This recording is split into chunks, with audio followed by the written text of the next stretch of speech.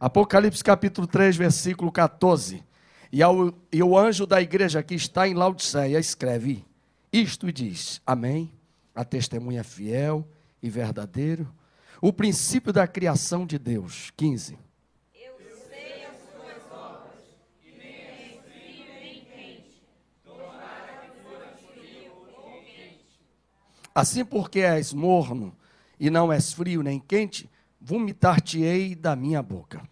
Como dizes, rico sou, e estou enriquecido, e de nada tenho falta. E não sabes que és um desgraçado, e miserável, e pobre, e cego, e nu. Aconselho-te que de mim compres ouro provado no fogo, para que te enriqueças, e roupas brancas, para que te vistas, e não apareça a vergonha da tua nudez, e que unja os teus olhos com um colírio, para que vejas. Eu repreendo e castigo a todos os homens. Sede, pois, zeloso e arrepende. Eis que estou à porta e bato. Se alguém ouvir a minha voz e abrir a porta, entrarei em sua casa e com ele cearei, e ele comigo. Ao que vencer, lhe concederei que se assente comigo no meu trono, assim como eu venci e me assentei com meu Pai no seu trono. Quem tem ouvidos, ouça o que o Espírito diz à igreja. Versículo 20, toda a igreja. 1, 2 e 3. Eis que estou à porta e bato.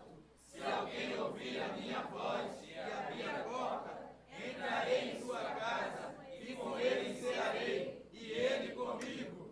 Glória a Deus. Podem sentar? É a nossa palavra, a palavra de Deus, que vamos ministrar nesta noite sobre a igreja de Laodiceia. As 7 igrejas da Ásia. A igreja de Laodiceia, das cartas às 7 igrejas da Ásia, esta carta é a mais severa. Jesus não fez nenhum elogio à igreja de Laodiceia. A igreja de Laodiceia era uma igreja que tinha recebido não só a contaminação, a influência da cidade de Laodiceia. Por quê?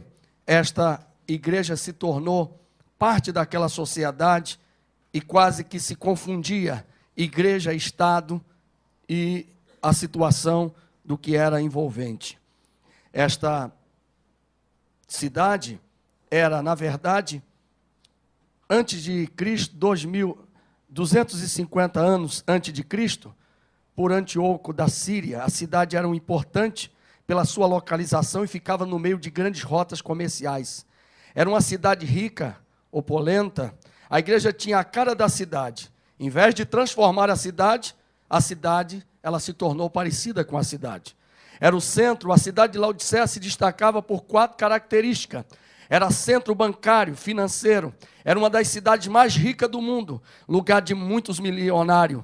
Em 61 a.C., foi devastada por um terremoto e reconstruída sem aceitar a ajuda do imperador. Os habitantes eram jactanciosos, vaidosos na sua riqueza. A cidade era tão rica que não sentia necessidade de Deus. É a mesma coisa que está e que acontece nesse Rio de Janeiro. Achou que o dinheiro que vinha lá do governo federal, achou que a verba que vinha da Copa ou que vem das Olimpíadas, ao ponto de achar que o prefeito e o governador não precisam de ajuda de ninguém. Mas Deus está sacudindo esse Brasil, está sacudindo a igreja e vai sacudir esse Rio de Janeiro, porque vai saber que existe um Deus aqui nesta terra.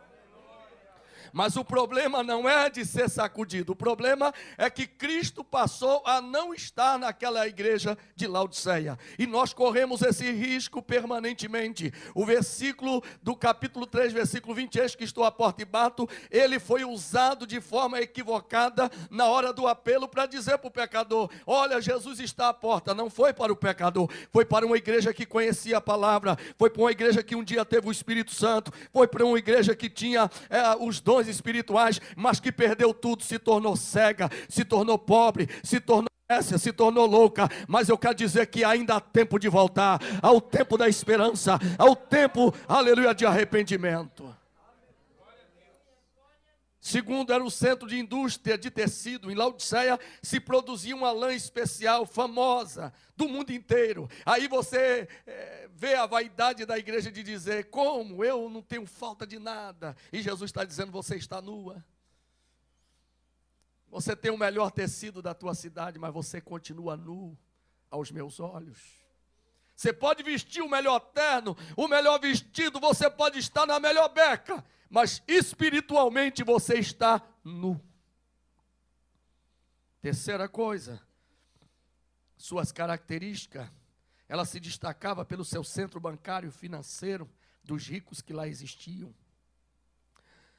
Seu centro médico de importância, ali havia uma escola de medicina famosíssima. Fabricava-se ali 2 ungüentos, quase milagroso, para os ouvidos e os olhos. O pó frígio, para fabricar o colírio, era o remédio mais importante produzido na cidade. O centro de águas térmica, a região era famosa por 3 cidades, Colosso, Hierápolis e Laodiceia. Em Colosso ficava a fonte de águas frias. Em Hierápolis havia uma fonte de águas quentes. Em seu curso sobre o planalto, tornava-se morna. E nesta condição fluía dos rochedos, dos fronteiros de Laodiceia, tanto as águas quentes de Hierápolis, como as águas frias de Colosso. Era terapêutica, mas as águas mornas de Laodiceia era intragável. Então, quando Jesus diz, ou quente ou fria, essa é uma linguagem figurada para dizer o seguinte, que aquilo que era morno era intragável, não dá. E aí ele está dizendo, eu vou te vomitar, se você, oxalá, se você fosse fria ou se você fosse quente, porque morno eu vou vomitar da minha boca. Eu quero dizer que Deus não quer vomitar você. Deus não quer dizer que você é intragável. Hoje Jesus quer dizer, arrependa-te, porque eu castigo e repreendo todo aquele que o amo. O diagnóstico que Cristo faz à igreja de Laodiceia. Cristo está no meio do candeeiro e anda no meio dos candeeiros, sonda a igreja de Laodiceia e chega ao seguinte diagnóstico. A igreja de Laodiceia tinha perdido o seu vigor. A igreja de Laodiceia tinha perdido os seus valores. A igreja de Laodiceia tinha perdido a sua visão. A igreja de Laodiceia tinha perdido as suas vestimentas. Hoje eu quero dizer que a igreja, nos dias atuais, não pode perder o seu vigor. Eu não posso ser um crente em que eu estou condicionado a seguir a Deus ou estar em Cristo Jesus apenas do meu jeito, da minha maneira. Bom, eu escolho a hora, o tempo e o momento que eu quero servir a Deus. Nada disso. Deus estabeleceu o seu parâmetro. Deus estabeleceu os seus meios. Ele colocou a sua palavra. A maior dificuldade foi domingo no jogo. Um crente que consegue, colocou lá no Face. Eu vou ser sincero. Eu vi o jogo mesmo, e me perdoe os pastores, porque no jogo da seleção eu não perco mesmo. Um crente desse, uma pessoa dessa, eu estou falando de coisas pequenas. A igreja, quando perde o seu vigor, quando Cristo não é o motivo da sua adoração, quando Cristo não é a razão dele estar na igreja. Segundo, perde os seus valores. Seus valores. Eu sou igreja. E aí eu estava conversando com o evangelista Lucas. Tem uma igreja que agora, na hora do culto, tem um dia na semana que tira o culto para colocar stand-up. Alguém sabe o que é stand-up? Stand-up. Você sabe o que é? Alguém sabe? É comédia. Tira o púlpito, chega um engraçadinho e começa a contar piadas leves.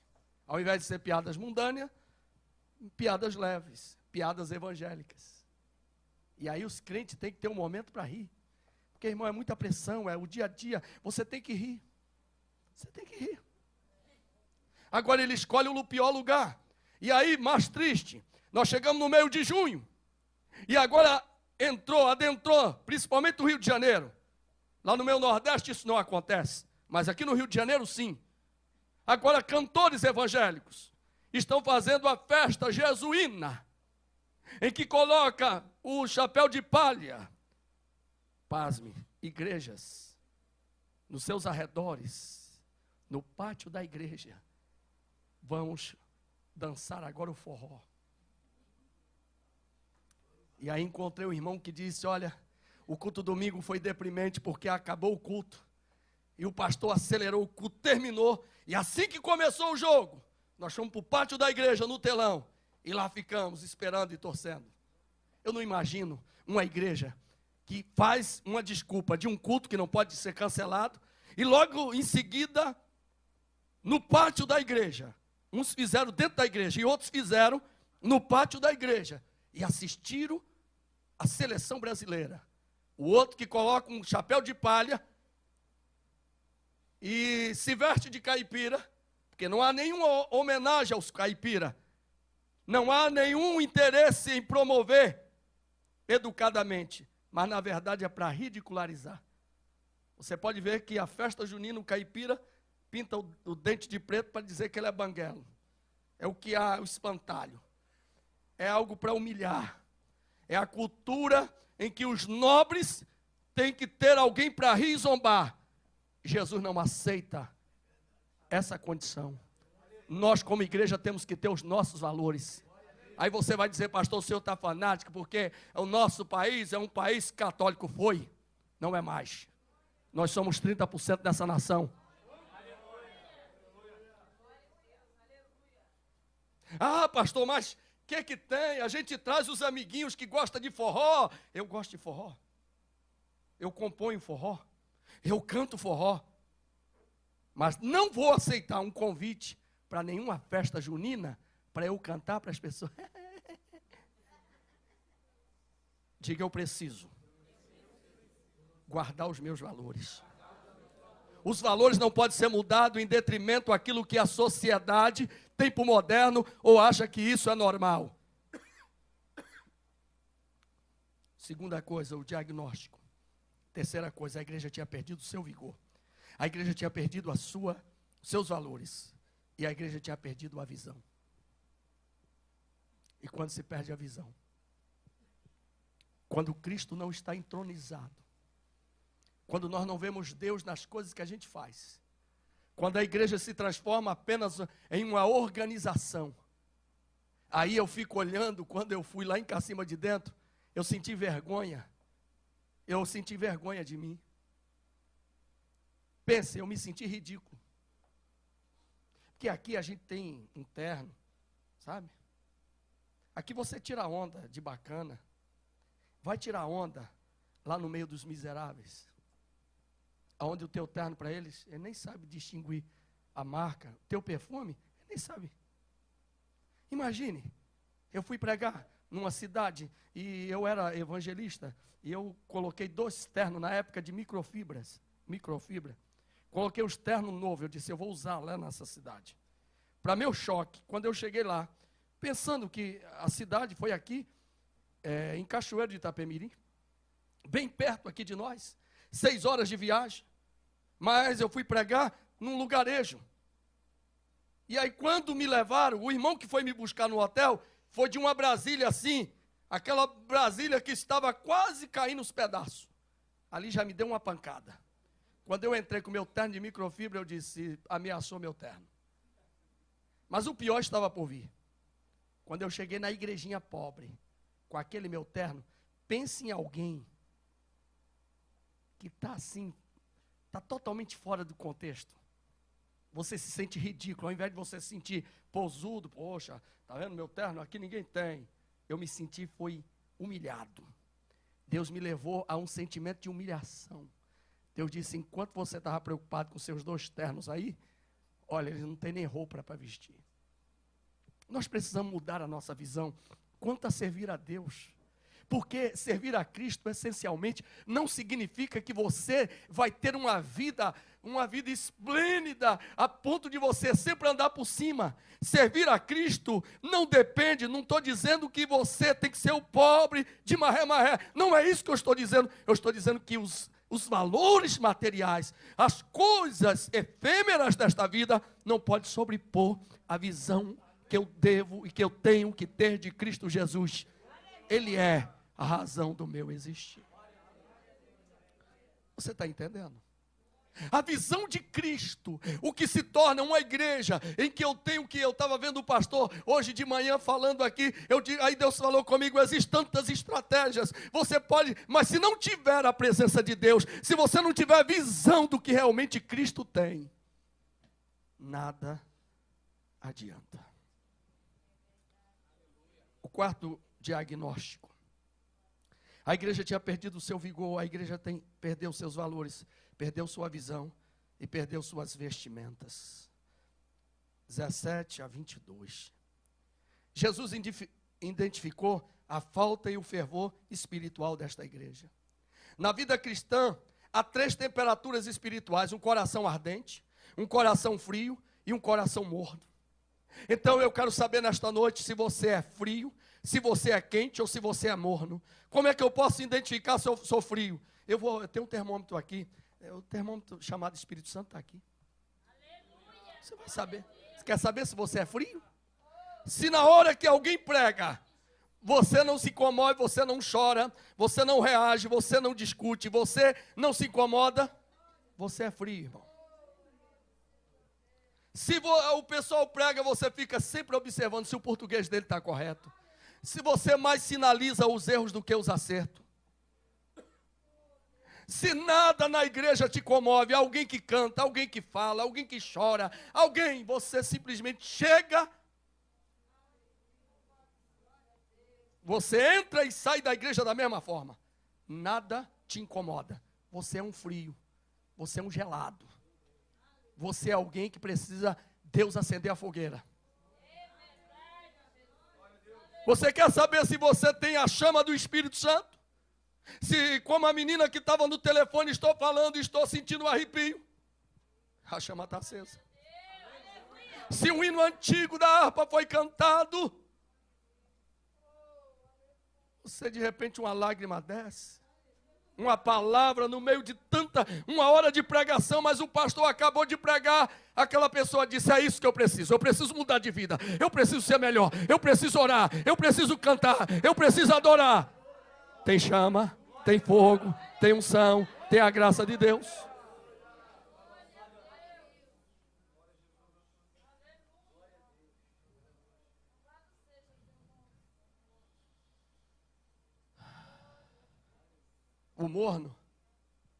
O morno é diferente. Ele é um pouco frio, um pouco quente. Ele não é nem uma coisa nem outra. Uma hora ele está de acordo com a onda, sabe? O que é? Hoje o que tem? Hoje a igreja, o culto. Aleluia, glória a Deus. Amanhã o que tem? O carnaval. Carnaval. Ele ao mesmo tempo consegue ser da igreja e consegue ser do mundo. Ele não tem o lado certo. Ele é o tal, como diz aí, moderno, é o crente moderno. Ele é o crente moderno, ele é tão moderno que ele consegue se adequar, ele consegue se estabelecer dentro de uma cultura em que alguém escreveu lá dizendo, olha, o importante é ter Deus. Não importa a religião que você seja, o importante é você crer em Deus, como eu creio. Peraí, eu não posso. Um dos problemas da igreja de Laodiceia, esse sintoma de ser morno, é que tolerava tudo, aceitava tudo. Eu não tenho que aceitar para agradar, para ser educado. Porque o macumbeiro, irmão, ele quando ele está em trabalho mesmo, quando ele está mesmo concentrado, ele rapa a cabeça, ele se veste de branco, ele tem que andar com um negócio de pipoca, e você vê pessoas no sinal e tal. E agora, tem um negócio, ninguém mexe com ele, ele é aquilo ali, ele assume, rapa a cabeça, anda cheio de guia, ele mostra para que veio. E ele, se entra dentro da igreja, ele logo é identificado. Ele aceita Jesus porque sabe que está no engano e se converte. Agora o crente, irmão, ele fica dentro da igreja. Já foi macumbeiro, já foi bebum, já foi isso, já foi aquilo. Passou pelo banho da graça, do sangue de Jesus, foi purificado. Agora ele acha que já tem tudo o que precisava. Não precisa de mais de nada. Bom, estou na igreja, sou salvo, tenho a carteirinha de crente, sou dizimista, sou ofertante. Se eu não estiver gostando, hoje eu não vou no culto. Se for o evangelista Lucas que for pregar, hoje eu não vou para a igreja. Se for o pastor Aragão que estiver cantando, menos ainda. E se for o pastor Marco? Se for o pastor Marco eu vou pensar, se vou, se não vou. Você está servindo a homem. Você está servindo a instituição. Quando você estiver em Cristo Jesus. Quando você estiver Cristo em vós, esperança da glória, o diabo vai dizer aos quatro cantos: eu conheço Jesus e eu sei quem é Paulo. Eu sei quem é esse crente. Esse crente não troca um culto, não troca o seu Deus, não troca a sua fé, não troca seus valores, não é morno, é um crente que tem a chama. E o profeta Isaías vai dizer: e ele não quebrará a cana trilhada, nem apagará o pavio que fumega. Se a tua chama apagou, se você está frio e morno, hoje tu dá um jeito aí de te alegrar na presença de Deus, porque Deus quer aquecer o teu coração. Deixa eu seguir. Nós ainda temos uma ceia pela frente. E é muito forte o que Deus falou. A vida espiritual da igreja era morna, era uma igreja apática, indiferente, nauseante, uma igreja acomodada. O problema da igreja não era a heresia, mas era a apatia que ela tinha. O problema da igreja de Laodiceia, eles eram até puritanos. Eles achavam até que a verdade estava com eles. Eles se achavam acima da média, que dizia: de nada tenho falta. Está falando de quê? Aqui nós temos palavra, aqui nós temos. Jesus olhou, entrou e sondou e sabe. Esse é o Deus maravilhoso. Deus não precisa de fiscal não, rapaz. Você está pensando que Deus precisa de você como fiscal? Para ficar investigando os outros, para ficar sabendo quem fez, quem não fez. Ele é dono da igreja, meu amado. Ele é dono da igreja, minha amada. Ele tem os seus olhos como chama de fogo. Ele vê tudo. Há algum tempo atrás, alguém dizia como visão de raio-x. Raio-x não, raio-x só vê os ossos. Ele não, os seus olhos prescruta. Ele entra o mais profundo do ser. Alguém diz: a visão de Jeová é a visão de raio-x. Nada disso, raio-x está atrasado, meu amado.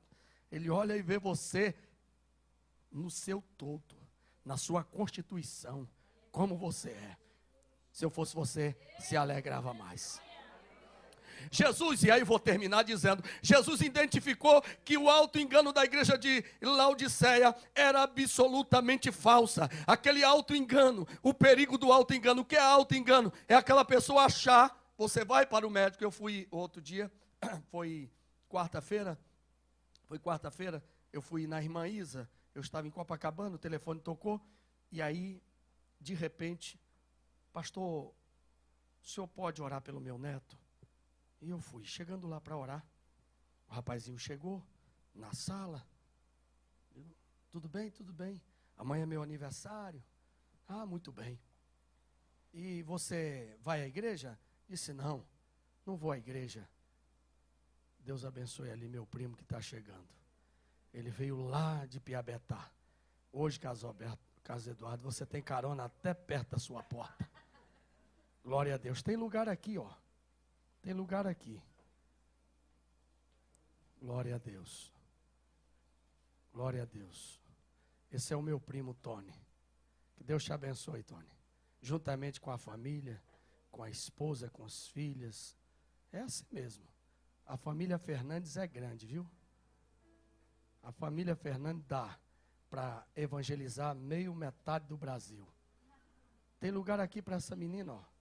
Senta aqui, Lili, senta aqui. Isso. Aí.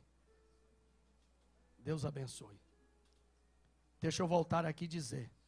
Quando o rapazinho chegou na sala, eu disse para ele: você gosta de igreja? Ele disse: bom, é muito relativo.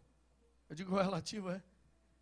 Eu sou uma pessoa que acredito em várias coisas, mas acredito desacreditando. E eu ia orar por ele, né? E em Deus? Bom, Deus é uma questão da gente discutir. Porque Deus, na verdade, entendeu? Eu falei: tá. Aí eu me esforcei mais uma vez para alcançar aquela vida.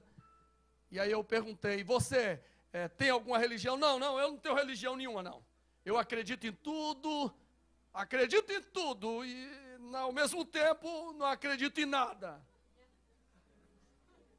Aí para melhorar a pergunta, eu disse, e a Bíblia? Não, a Bíblia eu tenho minhas reservas. A Bíblia tem... Aí eu falei, estou diante de um ignorante, de alguém que não conhece nada. Esse é um analfabeto mesmo, espiritual. Falei para a irmã dona da casa, a senhora tem uma bula, tinha um remédio aí? Remédio, pastor? Eu só quero uma bula de remédio. Ela foi lá e pegou, está aqui, pastor. Mas por que o senhor quer? Calma. Eu digo o nome do remédio, digo, para que esse remédio? É para o coração, que eu fiz uma cirurgia e tenho que tomar esse remédio. Muito bem. Como é que a senhora pode tomar esse remédio confiando nesta bula?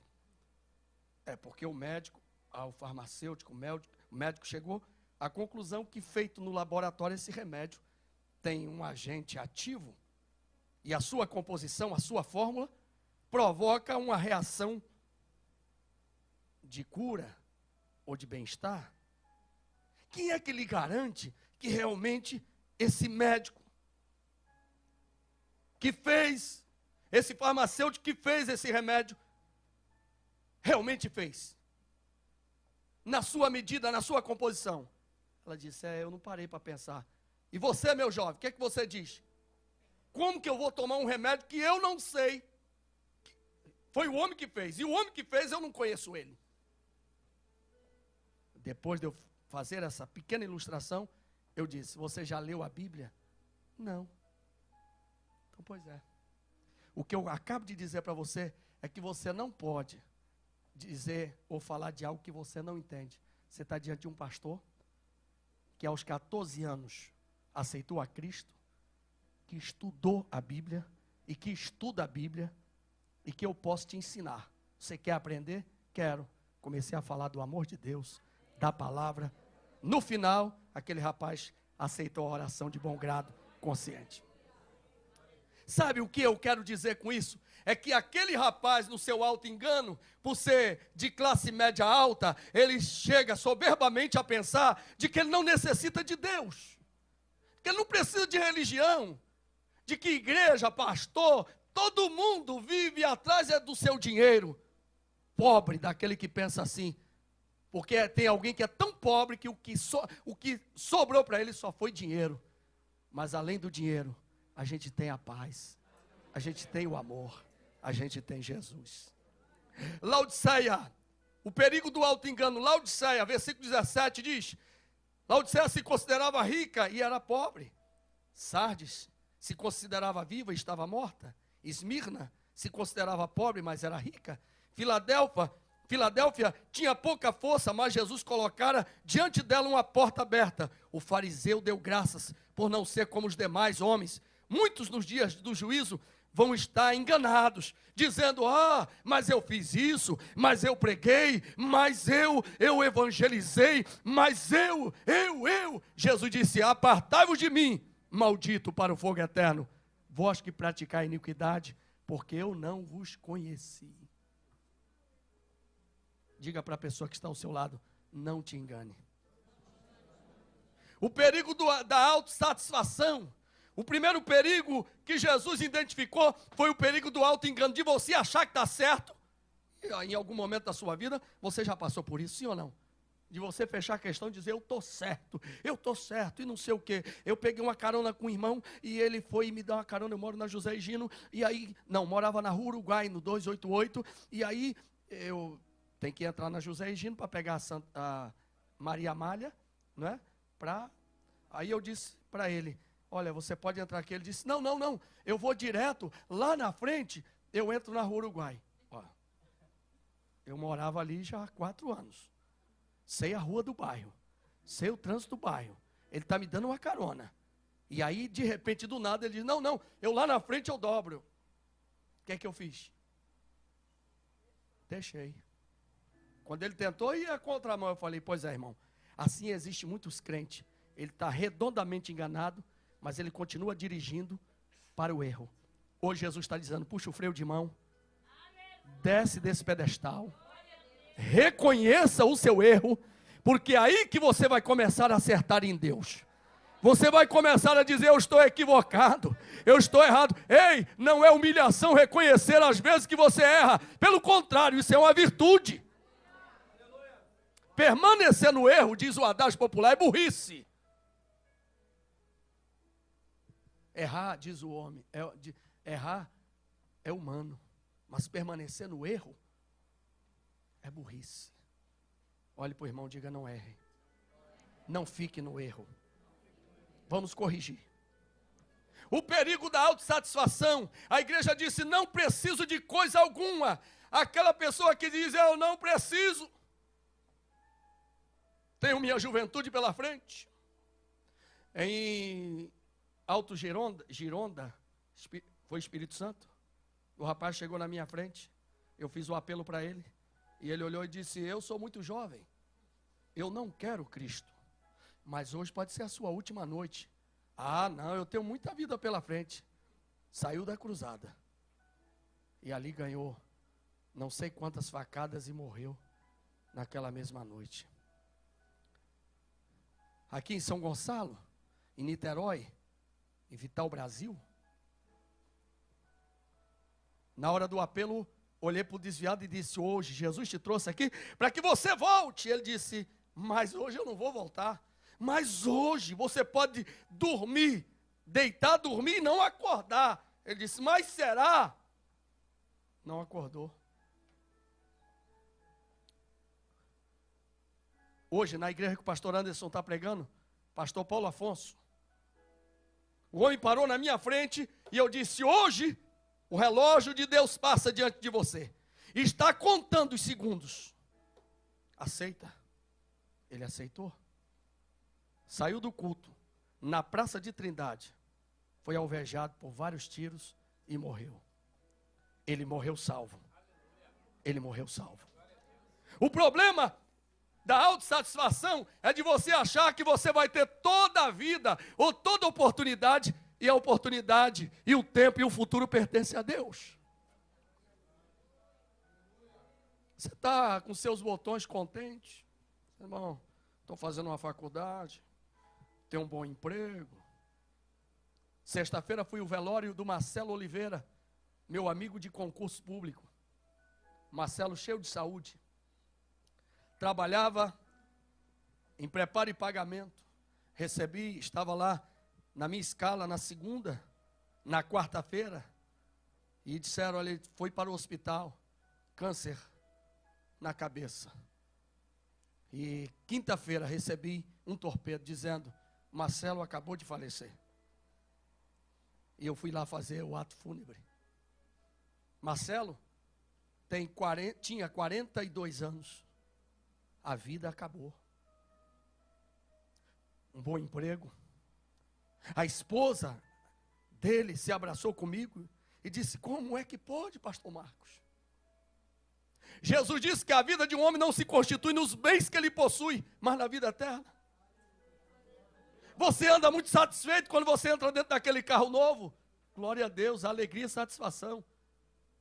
Você fica muito satisfeito quando pega o seu salário no mês? Ok. Mas existe algo além disso.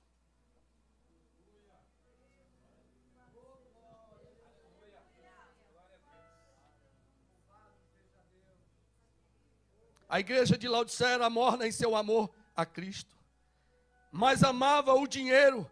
O amor ao dinheiro traz uma falsa segurança, uma falsa autossatisfação. A igreja tinha consciência dessa sua condição. É o narcisismo. É aquela pessoa que se ama. E hoje o humanismo entrou para dizer: você tem que se amar, se ame, se veja. Nada contra, você tem que se amar mesmo. Mas você não pode estar acima de Cristo. Você tem que entender isto. O perigo de não ser o que se planejou e ser o que nunca se imaginou. Isso aqui é forte. Diga comigo: o perigo de não ser o que se projetou e ser o que nunca se imaginou. estava orgulhosa do seu amor, das suas roupas, colírio, mas era pobre, cega e nua. A igreja de Laodiceia fervilhava de frequentadores presunçosos. Eles diziam: estou rico, abastado, não preciso de coisa alguma. Os crentes eram ricos, frequentavam altas rodas da sociedade, eram influentes na cidade. A cidade era um poderoso centro médico, bancário e comercial. Como nós fomos um dia almoçar na casa de uma pessoa de muita classe, e os meninos eram pequenos. E eu não sei o que aconteceu, o Silas também estava nesse dia. E eu não sei o que foi dito na mesa, na hora de... ele foi dizer que estava cheio. E aí, sem etiqueta na mesa, criança sabe como que é, né? E o tempo todo em que eles estavam à mesa comendo, a dona, a pessoa que nos convidou, só ficava regulando: não é assim, não pode ser assim, o garfo não pode pegar assim. Pobre irmão, quando chega na mesa, a única coisa que ele consegue ver é a comida, irmão. Esse garfo aqui é para carne, esse aqui é para o peixe, esse aqui, a colher é para sopa, essa taça é para água, esse copo eu não sei para quê, e tal, o guardanapo tem que ser desse lado, ou tem que fazer assim, tá? Meu irmão, se você for seguir todo esse ritual, tu perde a fome.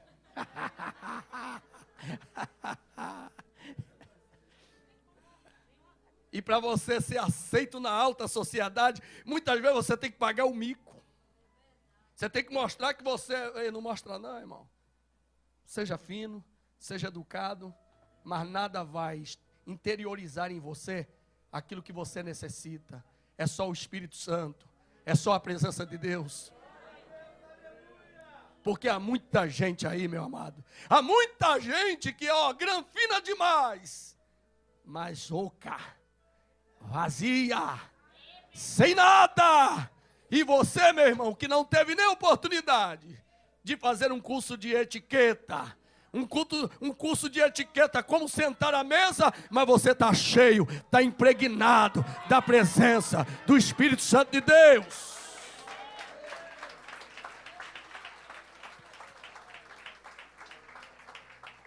Eu termino aqui. Cristo. E eu termino aqui. O apelo que Cristo faz à igreja hoje. Cristo prefere dar um conselho em vez de ordem. Sendo soberano no céu e na terra, criador do universo, tendo intocáveis galáxias de estrelas na ponta do dedo, tendo o direito de emitir ordem para lhe obedecer, que lhe obedecem, prefere dar conselho. Ele poderia ordenar, mas prefere aconselhar, dizendo: aconselho-te. Quem aqui ainda é um coração ensinável? Quem aqui pode receber um puxão de orelha do Pai?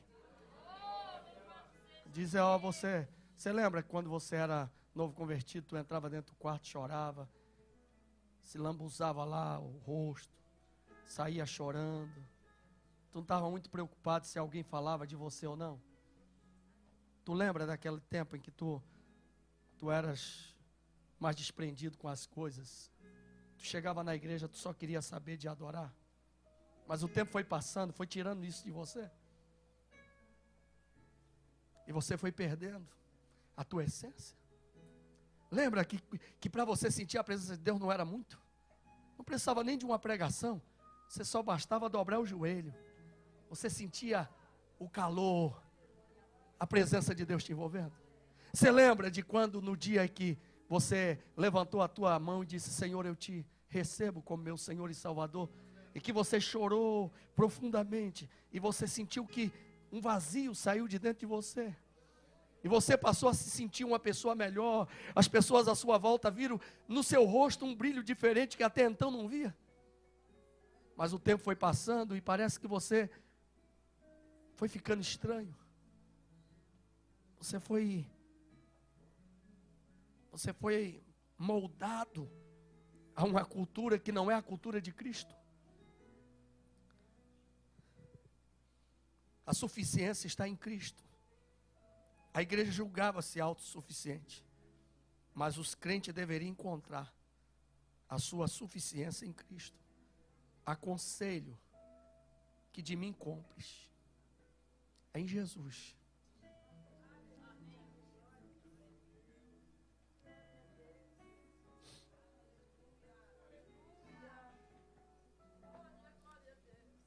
Talvez você não entenda porque Deus nos preparou esta mensagem.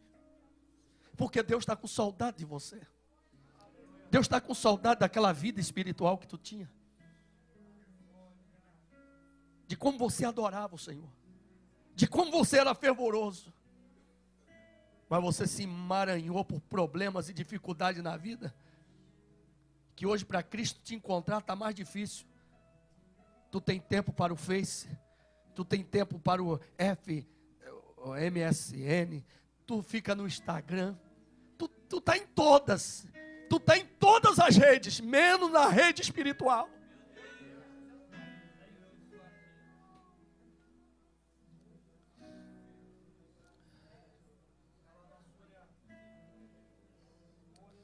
Eu vou terminar essa mensagem porque não há possibilidade de concluí-la. Não há possibilidade. Eis que estou à porta e bato. Se alguém ouvir, aconselho-te de mim que compres ouro provado no fogo, para que te enriqueças, roupas brancas, para que te vista, e não apareça a vergonha da tua nudez, que unja os teus olhos com colírio, para que vejas. Eu repreendo e castigo todos quanto amo. Sê, pois, zeloso e arrepende-te. Eis que estou à porta e bato. Se alguém ouvir a minha voz, eu entrarei em sua casa. Eu entrarei em sua casa. Eu entrarei em sua casa. Eu entrarei em sua casa. E com ele cearei. E ele comigo. Fique em pé.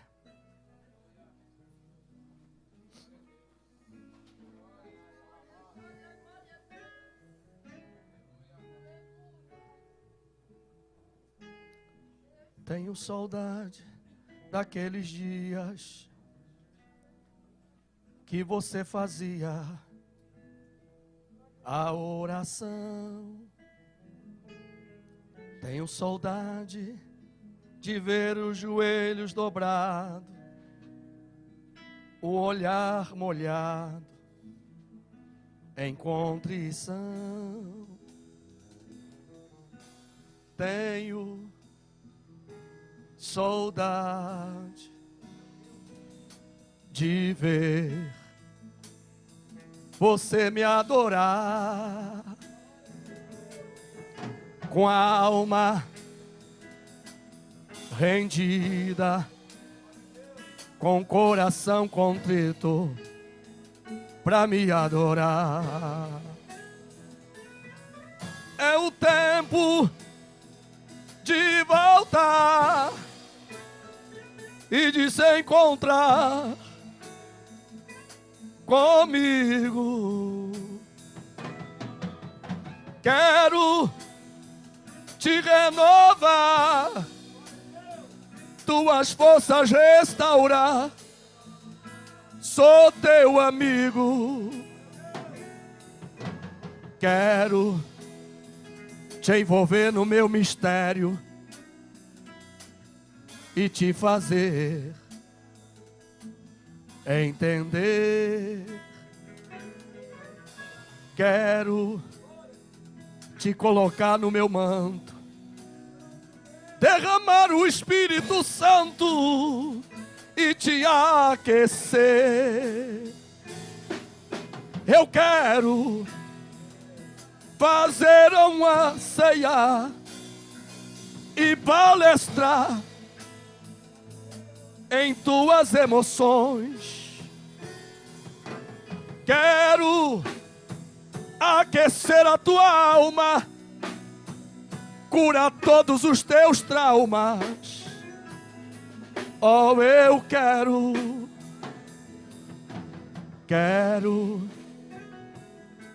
te ouvir adorar, o meu nome exaltar. Quero ouvir tua voz. Adora, irmãos. Essa canção Jesus está me dando agora. Jesus me deu agora essa canção.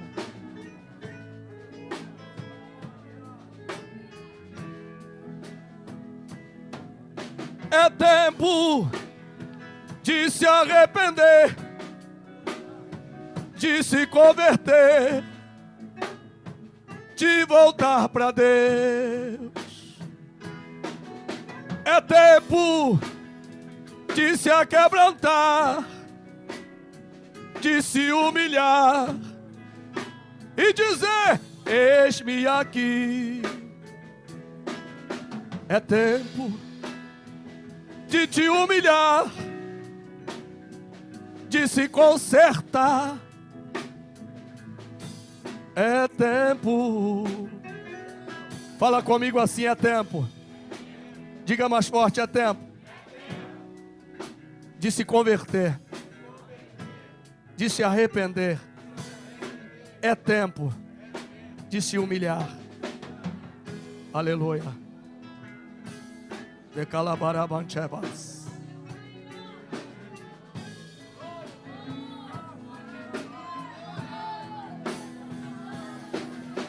Vou te envolver no meu mistério. Alevai o ande calabai o andevas. Eu vou te mudar. Vou te envolver no meu manto, derramar o Espírito Santo. Tua vida vou mudar. Vou. Eu não sei. Depois da ceia, eu não sei se tem alguém aqui afastado da igreja. Tem? Tem alguém aqui afastado da igreja? Tem alguém aqui afastado da casa do Senhor? Tem alguém aqui que perdeu a razão da sua fé? Amém. Vamos aplaudir ao Senhor.